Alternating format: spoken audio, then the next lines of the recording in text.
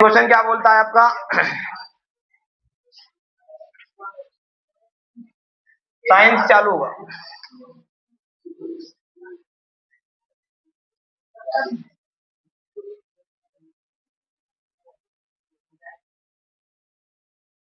विज्ञान 8, विज्ञान चैप्टर 8 का क्वेश्चन है।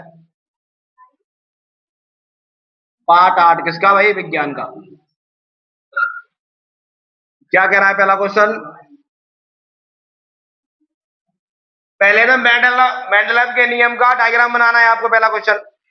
ठीक है, टीटी वाला, पौधे पौधे, बड़े पौधे, छोटे पौधे वगैरह वगैरह। ये कल मैं यहाँ पे आकर बनवाऊंगा। अच्छा डायग्राम है, आता भी है, कई दफे पूछा भी गया है। ठीक है, क्वेश्चन है आपका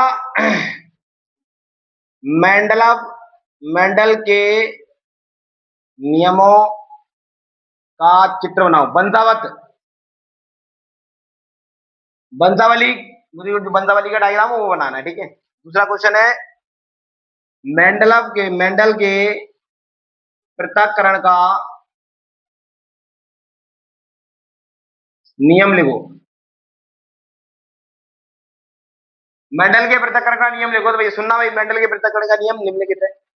मेंडलव ने बताया कि भैया इगमों का निर्माण दो जोड़ों में होता है। मेंडलव ने बताया इगमों का निर्माण दो जोड़ों में होता है। इगमों का निर्माण किसमें होता है? दो जोड़ों में होता है भाई। एक युग्म एक ही जोड़े में जा सकता है। एक युग्म एक ही जोड़े में जा सकता है, कभी भी दो जोड़े एक युग्म में नहीं जाते। ये भैया माना मेंडलव ने बताया दो जोड़े में होता है। युग्मों का निर्माण किसमें होता है? दो जोड़ों में होता है, पहला जोड़ा और दूसरा जोड़ा। और ये आ गया युग्म। तो भैया या तो इसको निकाल लो बारीक से इसमें से, या इसको निकाल लो बारीक से। कभी ये दोनों इकट्ठे इसमें नहीं जाएंगे। ये बोला है किसने? पृथक्करण के नियम में मेंडलव ने।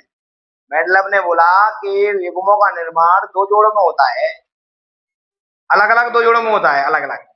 तो कभी भी एक जोड़ा एक ही युग्म में जाएगा, कभी भी दो जोड़े एक युग्म में नहीं जाते। ये बताया मेंडलव। अगला क्वेश्चन है मेंडलव के आव्यूह का नियम लिखो। आप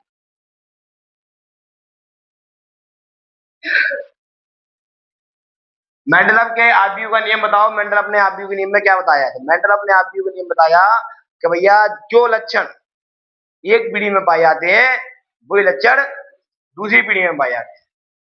मेंडलव के आव्यूह के नियम के अनुसार जो लक्षण एक पीढ़ी में पाए जाते हैं वही लक्षण दूसरी पीढ़ी में पाए जाते हैं। और भैया ये लक्षण स्वतंत्रता रूप से आगे बढ़ते रहते हैं, बिना रुके बिना थके। चल निकाल दादा परदादा पिता तुम तुम्हारे पुत्र मुत्र मुत्र मुत्र मुत्र सब भैया पीढ़ी दर पीढ़ी आगे बढ़ता रहता है। डाउट हो तो डीएनए करवा लेना चेक भाई साहब।